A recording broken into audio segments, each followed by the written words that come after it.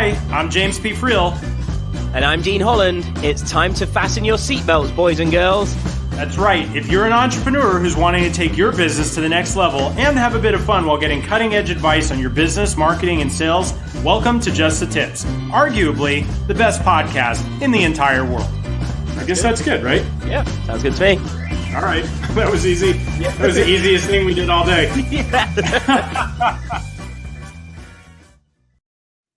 Hey, what's up, everybody? Welcome to another episode of Just the Tips. This is your host, James P. Friel. I am thrilled that you guys are here with us today. Dean and I have a special episode lined up for you guys. I'm excited to bring him into the studio. He's taking his time dismounting his horse. Ladies and gentlemen, welcome the one, the only bearded wonder from the United Kingdom, Mr. Dean Holland.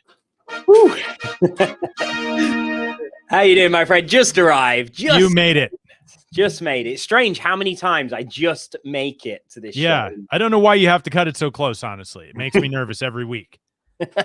Just like to keep everyone on the edge of their seat. Yeah. Well, now that we're here, what do you got to say for yourself?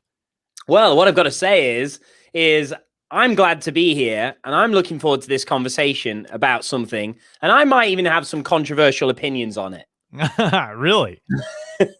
That means you're actually going to talk today. I might talk today. But I'd actually prefer first, I don't know if anyone else is interested, but last time you and I spoke, you were about to embark on a journey to a mountain covered in ice, fluffy stuff. You mean snow? That's it. Yeah, we Right. don't see Ice, enough of that to remember what it means, what it is. Yes, I was. So I did. I just got back from a ski trip to Vail, Colorado, with some friends who you know. We've also had them as guests on the show before, at least a couple of them, and it was good. This was any bandages on no your bandages. I come out completely unharmed. My last ski trip was not as favorable. Last time I went. Tore my ACL and my LCL and my meniscus and my knee. I had surgery a year ago. I've been rehabbing and training ever since. And so this was my first time back on the mountain since all that happened. And I'm not going to lie, I was in my head a little bit. I was just about to ask, how did it affect you? I couldn't imagine not being affected. Well, it's funny because this whole time, everybody's like, "Oh, are you going to ski again?" And I was like, "Well, I love skiing, and I've been skiing for a really long time, and that was the first time I'd ever had a serious injury skiing. I think I may have gotten a concussion once, but I don't count that. And so this whole time, I'm riding my bike, I'm lifting weights, I'm doing all these different things, trying to get ready to eventually get back on the ski hill, and I'm reading posts from different people who've done this before. And I saw this one guy on Reddit, and he was like, I literally threw up the first time I was on the ski lift after I came back from my surgery. And I was like, oh man, no way. That doesn't sound good. Everybody's like, I know, it was so hard. So it's all in my head this whole time. Right. And we get to Vail, which is one of it's the biggest ski mountain in the US, second biggest in North America. So it's not small. Yeah, it's definitely not a beginner hill. And I go up with these guys, Brandon Poulin, who's one of them, excellent snowboarder. And the guy that he was with is even better than him, which is hard for me to imagine. And they're like, yeah, we're just going to go to the back. We're not going to do anything. I was like, you guys can do your thing, and I'm just going to kind of get my ski legs back.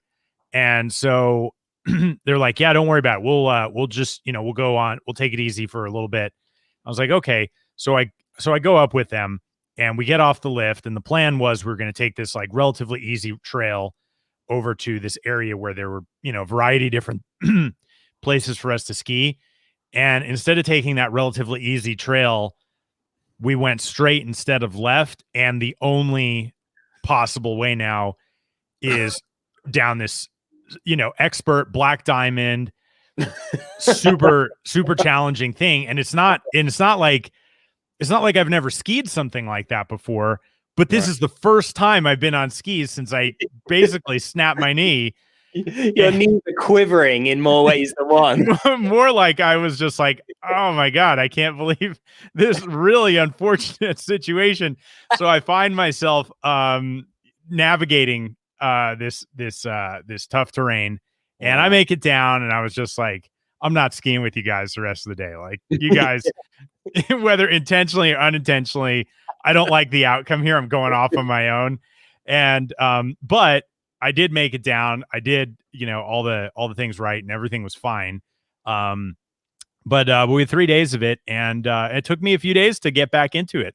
And I'm not even going to say that by the end of the third day, I felt like I was fully back.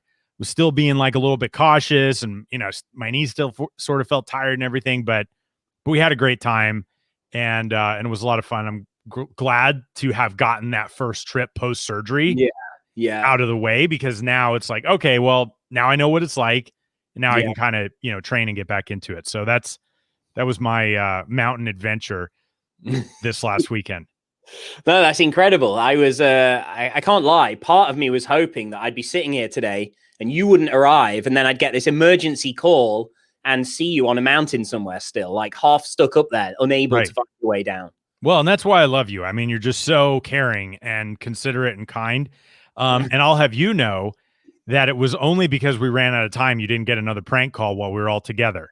I was like alert for it. This time I'm like, okay, I know where he is and who he's with. I'm alert for some shenanigans here. Something's gonna happen. Yeah, absolutely. Because everybody was like, "Should we prank Dean again? Should we prank Dean again? Do they know where? Does he know we're together?" And I was like, "I think he's probably like, I love how on guard, if nothing else." I love how this has become a thing. It's like when you guys are together, it's like, I know I'm about to get attacked, or at least the idea is there. Yeah, I'm glad you're at least nervous. Like that, like, I know I've done my job if you're nervous enough to be thinking about it, even if it doesn't happen. So anyway, it was a great trip. You were missed. Hopefully at some point the world will open up again, and we'll be able to see you in person and not just have to think about prank calling you while we're all together. Well, let's hope so. Well, interestingly, just on that basis, I mean, I from what I've been told, this is all theoretical right now, but our UK government has theoretically released that they are aiming to have the country fully back to normality by the end of June. That's positive. Let's see what happens. Yeah, like I feel like they're maybe just throwing out a bit of hope into the community. I feel like these guys go for a bit longer. Personally, I feel like they're just trying to scare us into thinking that we might have to see you again. Right. It's really just an elaborate ploy. They're like, play the Dean Holland card. They won't want to have to deal with that. Yeah. Indeed. No, it was great food for anybody who's listening who's never been to Vail. It's just a spectacular place. Great mountain, great skiing or snowboarding, whatever you do. Awesome restaurants. We had some of the most amazing food, which was really great too. But that's not necessarily what we're here today to talk about. This is true. But just as a final summary on what we were just talking about, to everyone else listening and watching this, just like me, that currently doesn't get to leave the house much or have any fun, feel free to send your hate mail to James, who's skiing while the rest of us are locked up, at justthetip's.com. Well, we did have to wear masks in the lift lines. Really? Yeah, we had, which is a big problem for me because I'm wearing glasses, and so the mask fogs up my glasses. And so maybe that's why I had difficulty getting down the mountain, because my glasses were all fogged up. But no, it was definitely different. It was different for sure. Like, the whole mask thing. And I got yelled at a few times because I had my nose peeking out so my glasses wouldn't fog up and I could see. And I was promptly told, "Sir, put your mask over your nose." Sir. Yeah. Yeah, that's right. So you've got some controversial opinions on a topic, and I'm interested to see what you have to say about this, because I think we may share the same controversial opinion. I legitimately hate to agree with you on anything. Right. But I'm afraid that in this case we might agree. But so today's topic is it's around social media, but the broader question isn't like, well, how do you use social media or this or that? I don't profess to be an expert in that area, But the question is social media required today to Mm. actually be successful in your business? I think that we want to talk about this because there's so many people out there who sort of believe, and it's predisposed, the answer, like the only way that you could be successful today is through social media and being very active on social media. And I think that's one way to do it. I don't think it's the only way. And obviously social media is super important. There's a variety of different ways to engage with it, through paid ads, through organic stuff, through networking, like all these different things. It's very powerful. But for some people, it's not their method of choice for growing their business. And so we want to dig into that. Like, if you're not that person, like, is it okay? Like, are you literally never going to be successful if you don't engage with social media? Yeah, definitely. And just to throw this out there as well, obviously we are broadcasting live right now, and I know we've got people that watch us and listen in live. So if you're actually watching on one of the channels like YouTube, for example, that gives you the ability to, comment as we're here live, we'd love to hear your thoughts or any comments that you might have on this subject as well. Let us know. Are you using social media? Does it scare you? Do you hate the idea and feel you have to? Feel free to chime in on the conversation. But this is I think this is actually a really fascinating topic because, social media in its current form, it certainly wasn't like it is today when I first began. When I first, the very first time I started discovering that people were even using the internet as a way of making money and started embarking on this journey, it was like 2004. So we're going back 17 years now. I remember my last day job. I think I only signed up to Facebook not long before I actually quit my job in 2009. So I think, well, and I think one of the things you're not mentioning here is that you're sort of underplaying your age. I have it on good authority that you actually fought with the British during the War of 1812 against the Americans. So it does stand to reason social media doesn't make a whole lot of sense to you. It's so true. So yeah, I think it's for me, it's been fascinating. I see some people like newer businesses and brands that start today, and like you look at it and it just seems to be a social media brand. It's like I struggle to see the business beyond the influencers and things. It's just like this social presence brand. Well, I've, from going back, rewinding the clock, like 10, 15, 16 years, I didn't begin into this process having an influence of social media, really. I remember, the way in which I used to interact and engage with people was on like an internet marketing forum, one of those old things that people used to use. There was no like Warrior Forum. Yes, like Warrior Forum was actually the first place I ever joined online. I think it was 2008. I signed up to the Warrior Forum. That's how I used to communicate on the internet. That was, I guess where today people are using, social media and organic social media marketing to attract new audiences and reach new people. Well, I kind of did the same thing, but in an old style fashion, like in the forums. And so, I don't think and I'll just say this now, like you just said, like neither of us are going to sit here and proclaim to be social media experts. But that's not really what we're talking about. It's, do you need to be a social media expert? Do you need to have a heavy social media presence? Do you need to be creating and churning out lots and lots of content as a requirement to succeed today? And I'm gonna just throw it out there straight away, and then we can like talk on the whys and what fors. But I'm just gonna cement it right now that I do not believe social media is required for success. So you've said it. You've thrown down the gauntlet. I'm putting it out there. I'm putting it out there because here's why I say that. If it were, you and I would be screwed from day one, right? Yeah, that's right. although I will say, like, you have an active social media strategy these days, but you didn't used to. You didn't used to be able to find James P. Friel hardly on the socials. Well, I think it's really important. It's really important to see it for what it is. And it's an incredibly powerful way to build an audience, to connect with people, to kind of put your content out there and all of those things. 100% on all that. However, if it's not what you're good at, it's not what you like, or it's not what makes sense to you, Mm. do the things that you are good at, that you do like, and that do make sense to you, instead of trying to win at somebody else's game.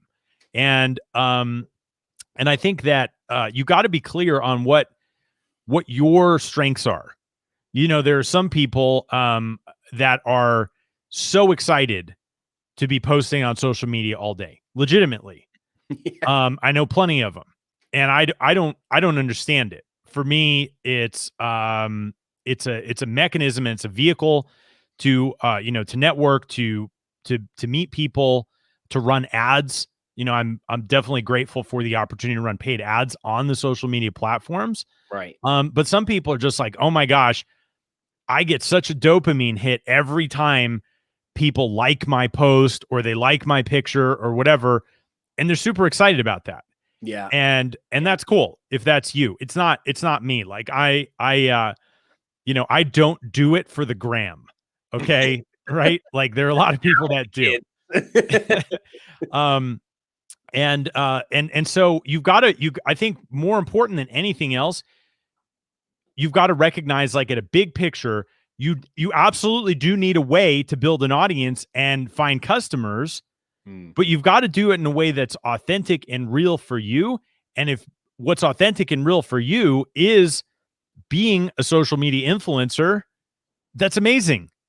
Yeah. Like good for you. But if it's not, don't beat yourself up being like, oh my God, like I'm never going to make it in this world because like I freaking hate this, or I hate that, or I don't want to post here and I don't want to post there. It's like, okay, fine.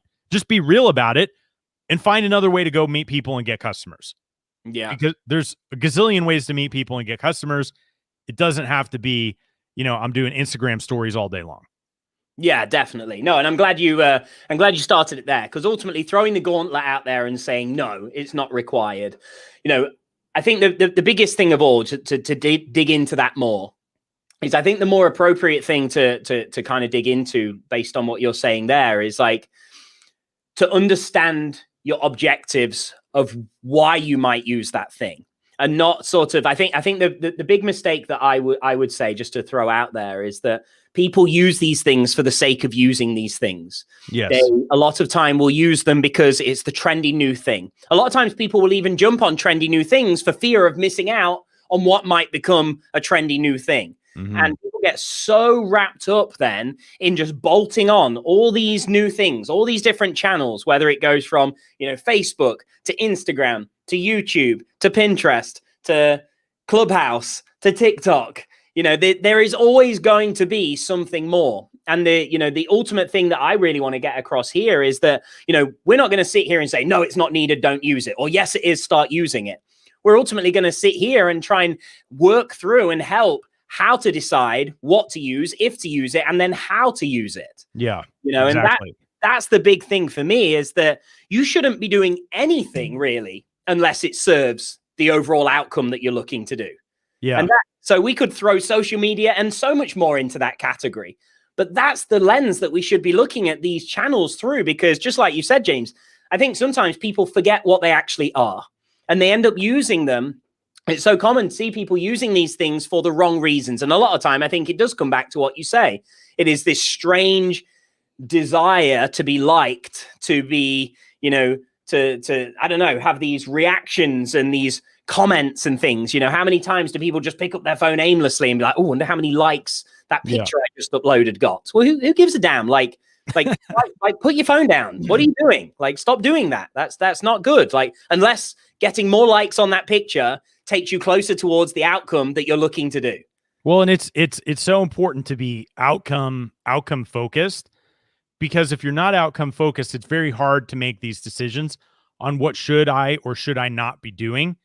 And if you're because the world, Instagram, Facebook, like all these platforms have so many people who have really big followings, but really are not making all that much money anyway. Right. and so it's not a certainty that if you get, 10, 20, 30, 40, 100,000 followers or more, you're automatically going to be making a lot of money. You might just be getting a lot of likes. Right. Right. And last time I checked, you can't buy the car that you want, the house that you want, or go on the trips that you want with likes. Right? And so if those likes get channeled into a sale, a relationship, or something like that, that's a positive thing. But social media should not be seen, in my opinion, obviously. And you know what? This is our show. This is our opinion. You have no damn opinion. Yeah, the hell with the other opinions. This is a Just the Tips dictatorship right now. Yes, you will listen to our opinion. Exactly. You'll only comment if you agree with it. We could take dissenting comments as well. I'd be curious. I would actually be curious to have a debate about this, because I was hoping we would be on different sides of this, but it seems like we're drinking the same Kool-Aid here. But the point that I'm making here is, it's not an end unto itself. Right. It's a means to an end. And I think the risk is when people see social media as an end unto itself. Oh, I've got to make all my posts. Oh, I've got to respond to my comments. Oh, I've got to do this. I've got to do that. Why? What's the next step? If you have a next step and you're moving people along a journey, then that's awesome, because everybody needs to find a way to meet new prospects, build a relationship, and then turn some of those prospects into clients. That is the goal of business, right? Yeah. But if you're just, it's like if I just kept going to networking parties just to collect business cards, right? Why would I do that, right? Oh man, look at my business card collection, but I'm living in a shack, right? Nobody cares about your business card collection if you haven't turned that business card collection into meaningful relationships that are going to result in business value on both sides of the equation. And so it's so important to not get lost in that. And so I think that's, part of this whole topic. Is social media required to be successful today? No.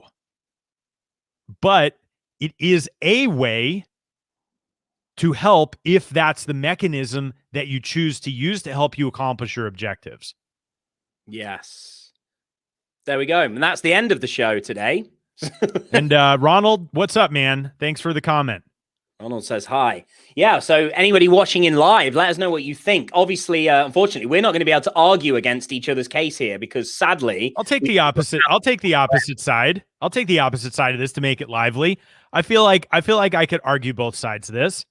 Okay. So here's me arguing the other side of this. You'd be an idiot not to use social media, because that's where everybody is. I'm not. Everybody. Everybody worth being around. Everyone that you actually want to talk to. No, but we've had plenty of people on the show here who it's easier to build a big following on social media. It's easier to start building relationships, right? You don't have to leave your house. Right. Yeah. You don't have to leave your house. You don't have to be part of some special community. You don't have to do there are real advantages to engaging in different social platforms and things like this that would be harder if you don't already have established relationships, right? Yeah. If you're somebody who's just starting out, literally, where do you go to start establishing relationships? Yeah, it's true. The grocery store, right? The 7-Eleven on the corner. It's not exactly easy to just walk out your front door and go out into the world and find like-minded people. Right. Especially now they're all wearing masks. Yeah, and you don't even know. They might be sticking their tongue out at you. They might not even be smiling anymore. So hard to read the room. It is hard to read the room. So there are absolute advantages, and that's not what we're trying to say here, that there's not advantages, but it doesn't mean that it's the only mechanism for you to find success in today's world, even if a lot of people are talking about it, because just as many people are successful without social media as there are people who are successful with social media. Yeah. And I go and say this as well. If you're somebody who's like, man, I like the advantages of this, I want to use it, great. But one of the biggest problems that I see is that so many people spread their efforts too thin. Yes. They're like, oh, I'm going to like post on Instagram. I'm going to post on Facebook. I'm going to post on YouTube, TikTok, Snapchat. Now they're doing rooms on Clubhouse. I'm going to do like, I'm going to have a feed on LinkedIn. And the next thing you know, like managing all of that is your full-time job instead of creating value and capturing value from the relationships that you're building with those people. Yeah. Right. And so I would say, make sure you stay focused. What platform, like what is the platform that has the highest concentration of the people that are likely to be your customers? Yeah. You know, is it Pinterest? Okay, then like go all in on Pinterest. Right. Is it Instagram? Is it YouTube? Like wherever it is, do some thinking about this before you just blindly, willy-nilly jump in and say, I'm going to be a social media influencer. I'm going to use social media to get clients. Where are they already? Right? Yeah. Where are those people? Yeah. Yeah, absolutely. And I think, you know, there's also, I think there's another side of this, because I think it would be fair to say, or at least about myself, is that, you know, I don't have, you know, it's very rare to see me posting on social media. Maybe I'll go through some phases every now and then. And it's like, oh, everybody's sick of me for like 3 days because I thought, oh, I'm going to use social media. And then that's it for another year or something. But like, I think, you know, if I look at it from my perspective, like clearly I know, you know, I'm not stupid. I know if I had an active social media presence, it would help my business. You know, there would be a financial gain and a gain to me having that presence. I could reach more people, be more active. I'm sure it would positively impact or in some cases negatively impact the relationship that people had with me if they started seeing me more often. You know, it's either going to go one way or the other. Definitely. I know I would block you if you posted more. Yeah, exactly. We'd have probably never got to do this show if we actually spoke outside of this show. But you know, when I look at that, like clearly there's benefits. But I have to say with myself, I'm like, it just doesn't suit me. Like, I'm not, you know, I'm not the type of, you know, I just get on with things. You know, I'm a different person maybe to when I was a bit younger. I don't need to photograph my food and show it to everyone. I don't, you know, every time I'm taking a meal, or I don't need to, you know, take a picture of my car just because I want you to see my car or like whatever. Or your horse. My horse, yes, the steed. Ever since I took to the steed, nothing else seems to be as influential in social media land. Nobody seems to give me 1,000 likes for the bareback steed riding. Yeah, which is a shame, and it's unexpected. I would think people would applaud that. But I think you've got to look at a couple of things, like in terms of yourself as well. It's like, do you actually want to do it? Now, I think there's something interesting that you and me could touch on here, James, because there was a time where you and me, I think we could say, very comparable. You would hardly see either of us on social media. Now today, or well, again, I'm not on social media enough to know if this is consistent, but maybe you could share. Like, would it be fair to say that you do have an active social media presence that isn't necessarily you personally sitting there sharing stuff 5 times a day, but do you currently still have some kind of active presence on social media, or did that so I've gone back and forth on this. This would be interesting to hear about. No, and so at the moment I would not say that I'm active. Right. And here's been the problem that I've had. Every time I try to remove myself from the process, yeah, the output on my platforms, you know, Instagram or Facebook, and I actually have a very relevant, funny story about LinkedIn that I could share that I just found out this morning. The output does not feel like me. Right. And it's not because I haven't had great people helping. It's because I'm not into it. Right. When I am into it, I am producing my own content, and it goes out there, and maybe it's not, you know, 5, 6, 7 times a day, but it's, you know, got some regularity to it. But anytime I try to really systemize this, right? Because you know that I love systemizing things. You love systems. I do, because they allow me to have leverage, right? And I don't have to spend all my time doing things. I can create systems that work for me. I feel like it's like going to a 3-star Michelin restaurant and somebody in the kitchen running across the street and getting takeout from a cheap restaurant and putting it on their plates and bringing it out to the dining room.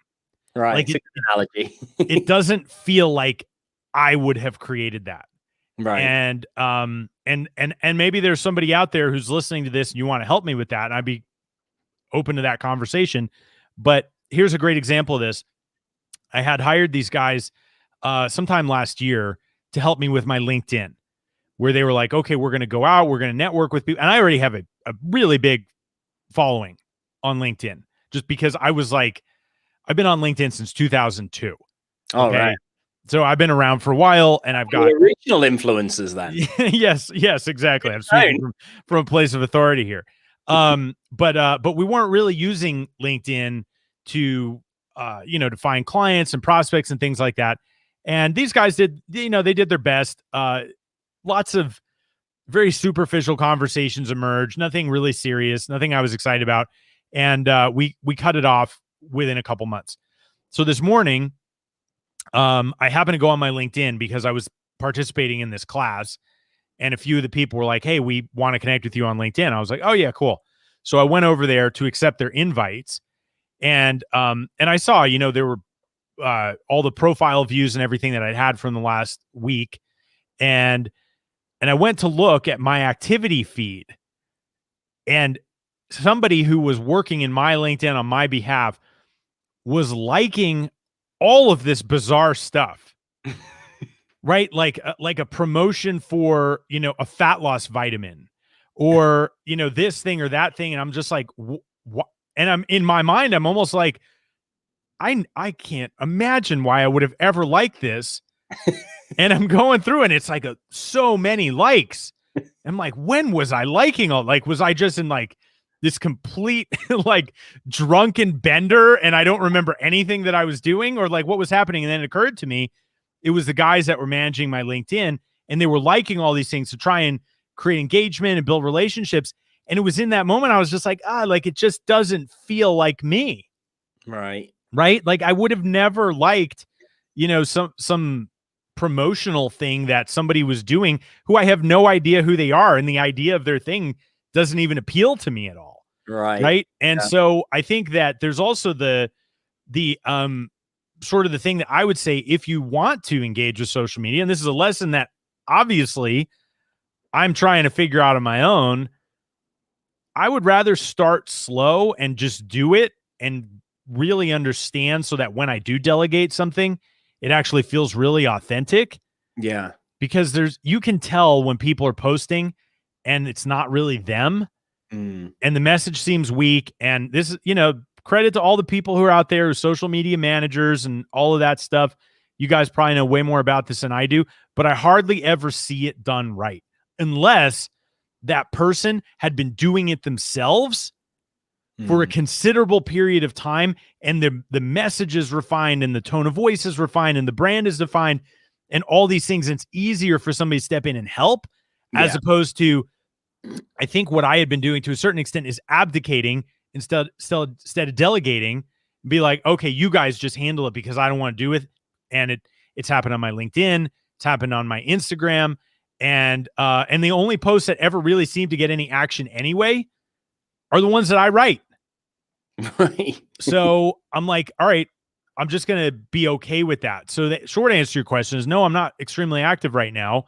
If you go to my Instagram, I don't think I've posted for like 4 weeks or maybe even longer. Guess how many times I've posted on Instagram? 0. I don't even think you have an Instagram profile. But I would say that that's a really important thing. And then the other thing I think is beyond everything else that we're talking about here, until you move people off of your social media onto your email list, you do not own that relationship. Right. Great case in point, whether you love him, hate him, anywhere in between. Donald Trump had a ton of people who were following him on Twitter. And finally, he pissed off enough people that they were like, we're taking your Twitter, man. Right? And so there he goes immediately. He's got a platform where he's broadcasting to tens of millions of people. And then instantly that line is cut. And, all of us, direct response marketers, we've been saying this for years. Right. Use the platforms to get people onto your platform so that you actually own the relationship. But there's so many people out there who are at risk, people who have, Instagram followings of 100, 200, 300,000 people or more, that if they say something the wrong way, they violate terms of service in some kind of capacity, gone. And then it's like, man, I don't want the feeling of my entire business being at risk to somebody else's rules because I may have said something that somebody somewhere didn't like or didn't even understand, right? Like there's posts that get taken down. Like I had a post at one point talking about hiring people, and Facebook flagged it for deceptive employment opportunities. I got the same with my burlesque profile picture. Yeah. Well, I'm grateful for the rules in that case so that I didn't have to scratch out my eyes once I saw it come through my feed. But the mistakes are made. Like Right. Genuine mistakes can be made too. Like you might not even say something that's against the terms of the platform. It could be a bot that's like, oh, you said hiring. I have an algorithm that says anything that says hiring must be a deceptive employment opportunity. Like take it down or get banned. Right. And so you got to also recognize that while there are advantages to these platforms, it doesn't necessarily mean that you're safe with the business that you're building because of that exposure. Yeah, definitely. Yeah. So I guess, what we're sort of saying here is not use it or don't use it. We're saying use it with, I guess, purpose would be a thing. Use it. These are like mini tips right now. We're summarizing on some mini tips. I'm not even going to go there with the mini tips. That's what she said. Use it with purpose. Like, I honestly think one of the biggest problems is people just keep adding them on, like we were saying, and they end up, there is no strategy behind. Like you absolutely must, if you're going to use it, be selective over what you use and use it for the right reasons. And if you're going to use it, have a plan behind it. Use it with purpose. Go into that knowing this is what I'm using. This is why I'm using it. And this is how I'm going to go about it in order to get that end result, that end outcome. There are ultimately, yes, you're hearing me and James. We have we're on the far end. There is actually, I would say we have now become the minority, not having a heavy social media activity and presence for the purpose of business, but just be very careful not to just follow the masses for the sake of following the masses. Like the amount, Clubhouse would be one of the latest ones, right? And this isn't, I'm sure Clubhouse is fantastic. I'm sure it's great for the right reasons, but their marketing campaign to adopt users onto their platform has been something quite simple at its core, the whole scarcity, exclusivity, invite only, but it's whipped up a frenzy, at least in the industry that I see. If I do log on to Facebook, it is pretty flooded right now. Like any invites for Clubhouse going, right? Like I'd love to just turn around and be like, not, oh yeah, I've got one, but instead, why? What do you want with it? What do you want that invite for? What are you going to do? That should be the prerequisite to registering, not just do you know someone with an invite, you have a purpose for wanting one. I do not want to be left out. Right. And that's the point. That's the purpose. And to a certain extent, I understand that, right? Human beings are social creatures. That's why social media is what it is. People like to connect. They like to see what everybody else is doing. They like to compare. They like to kind of peer in and see, well, like he's, this is what he's doing, but this is what I'm doing. And right. And that's why there's also this overly photoshopped plastic world on social media, is because that's where people are just putting all the stuff that makes them look good. Nobody's putting the stuff where they've made tons of mistakes or they don't look good. And I think that also creates a perception that separates a lot of people from feeling successful, even though they're already very successful. We talked about this recently. as an entrepreneur, if you're doing anything, you're trying to start a side hustle, you have a business, you're growing your business failed, whatever it is, you're doing way more than the average person, and feeling like you're behind in some way because you're comparing yourself to other people on social media is not a fair comparison, because everybody has really good days, right? Everybody has really good things inside of bad days. True. Yes. Right. But what you're seeing there is just like these micro snapshots in time, and it's not always helpful for your mindset to think that that's how, like, everybody else is doing so well and I'm not, or I'm behind the 8 ball or something like that. It's not really true, and that's definitely something else entirely.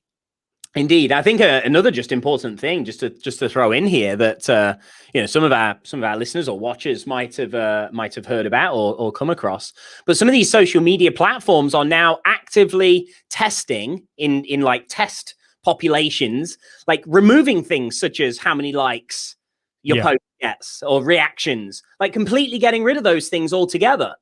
So for some people that are using these platforms for the wrong reasons, they're worrying about these sort of things. There's a huge panic now, like, oh my God, I'm about to lose, like, seeing how many likes is on my post. And I understand, by the way, just to be clear, I understand social proof. Don't get me wrong here. Of course, we do a lot of advertising. It helps when you have thousands of likes and tons of shares and tons of comments. It does help, but it's not the reason the business works. It's not. Without that, it fails.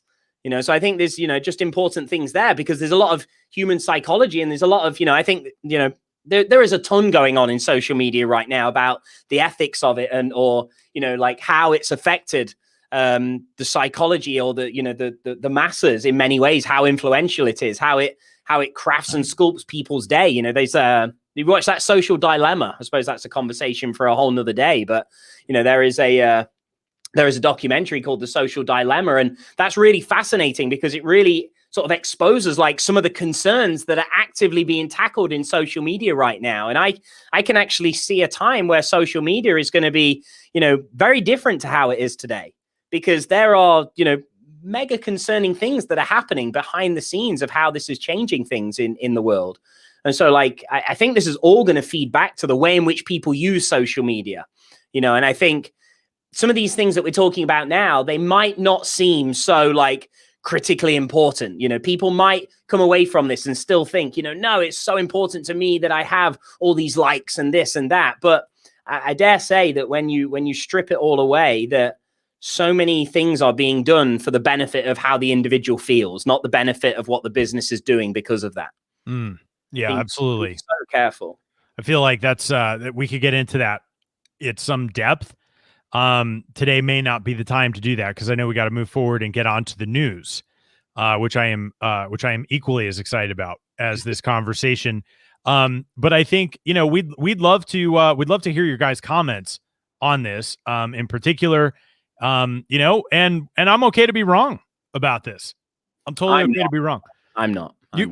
It's just because you're wrong so often, you want to be right about something, and I get that. Yeah, it never happens. So whilst we're in an environment where nobody can tell me I am wrong other than you, like, I'm going to be right for a minute. Yeah, that's right. But make sure you guys subscribe to our channel. Click the bell for notification during the show. So shall we move on to our break and then go to the news? Let's do it. All right, let's do it. We will be right back, you guys, and we'll see you in a minute. All right, you guys, we're interrupting this incredible episode to bring you a very important announcement. And that announcement is the new Just the Tips members area.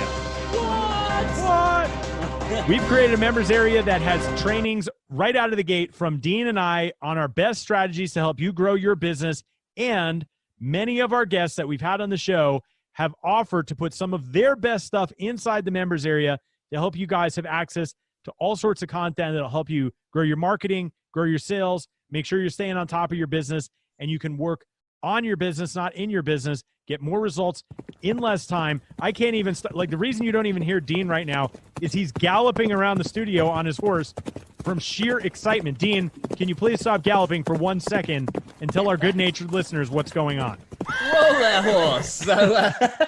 So if I can slow this thing down, there's only one place you got to go to get all this good stuff, and that is jttshow.com. That's jttshow.com. It's all free, and I think you're going to love it. We will see you guys on the inside of the new Just the Tips members area, jttshow.com. Now, back to our regularly scheduled programming. All right, well, there we go. Thank you for that, Dean. And so now let's move on to the news with Dean. News with Dean. With Dean. Regular listeners, please understand that you can absolutely understand and see that we are going to get some sort of fancy jingle for this part of the show very soon. We're auditioning. Dean and I are both auditioning. So far, our management doesn't like our audition. Yes, I mean, to all the viewers, please feel free to send in your actual audition tapes for the News with Dean jingle. We are open to those. Yes, actually, I would love that. Anybody who wants to come up with a News with Dean jingle, we will absolutely send you a free Just the Tips t-shirt. Yes. Just comment below, and we'll get you the information on how to send that to us. If we choose your jingle, we'll send you a t-shirt. Thank you in advance. We'd love to see your creativity. I'm kind of scared. I'm thrilled with anticipation. All right, on with it. News with Dean. On with the news. So I actually was contemplating not choosing this topic for today's news. But you did anyway. But I did anyway, because actually I decided to take this with more of an angle of a bit of a cautionary discussion, right? And this isn't even a subject that I know a heck of a lot about, but I do know danger when I see it. And so I am talking about the subject that appears when I do happen to flash up social media occasionally right now. It is all I seem to be seeing. And that tells me there is danger in the future or imminently right now. So I don't know if you can guess, but I am talking about the current frenzy and noise of Bitcoin and cryptocurrency. I knew it. I was like, what could be dangerous that there's a frenzy about right now? Right. So as I say, I'm certainly not going to sit here as Mr. Bitcoin expert, not even going to get into that side of conversation towards advice or anything like that. But what I am going to talk about is to use this reach that we have to try and cause as many people as possible not to do something completely stupid. So what do you think? All right. So this is really interesting. So what do you think? So I've got my opinions on this, but I'm not going to share them yet. Okay. What do you think? What do you think the risk here is? The risk is, in my opinion, is that people that don't, I'm not going to proclaim that anybody really knows what they're doing with crypto, but I think that what generally happens is what I tend to see as these cycles is that when things are really rapidly increasing in value, which, you know, for anyone that has looked at anything even remotely, cryptocurrency is incredibly volatile, can have massive swings and shifts in either direction. And unfortunately, what I see that happens, and this is what I'm very mindful of going on right now, is that a lot of noise starts happening when the upward swings are happening in crypto. It's like unimaginable gains are being made, and some people that were in the right place at the right times, you know, make insane amounts of money. And it's at this point that everybody else starts hearing about it. Right. And what I am sort of wanting to take this opportunity just to give the warnings to is the people that aren't actively engaged in this on a regular basis and kind of have a degree of understanding on what they're doing.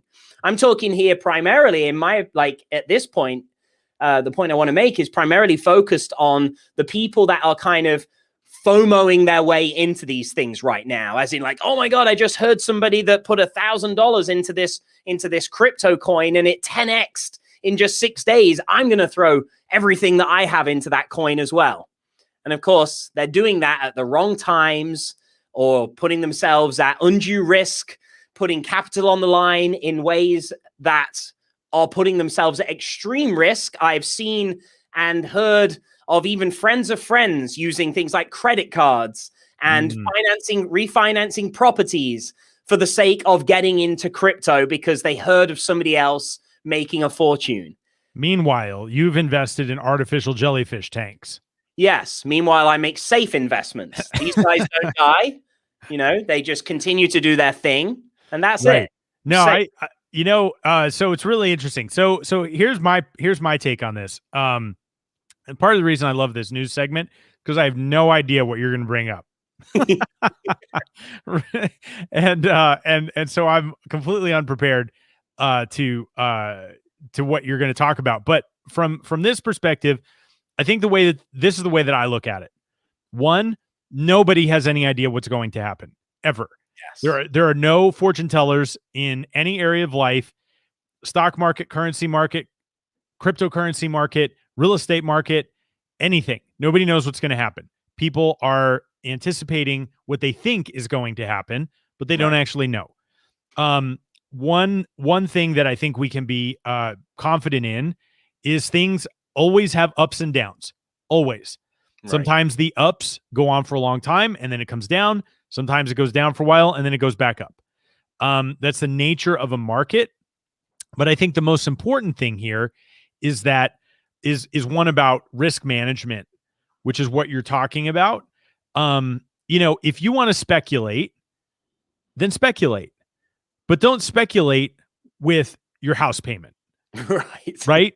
And I know that sounds obvious, but I've seen people who have speculated with money that they can't afford to lose. And then they wind up losing the money and then they're in a really bad situation. And that's unfortunate. And so, my sort of rule of thumb is something that I've used for a long time, especially when I used to do active trading. I didn't trade crypto. I was trading, this is before crypto. I was trading options and currencies and things like that. Was never put more than 5% of your investment portfolio into a single trade. This way the risk is spread out and diversified. And so if you don't have an investment portfolio and you don't have money set aside to invest, your first thing should be setting aside money to invest and like creating savings for yourself. Right. And if you do have an investment portfolio, great. Put some of it into crypto if that's what you want to do.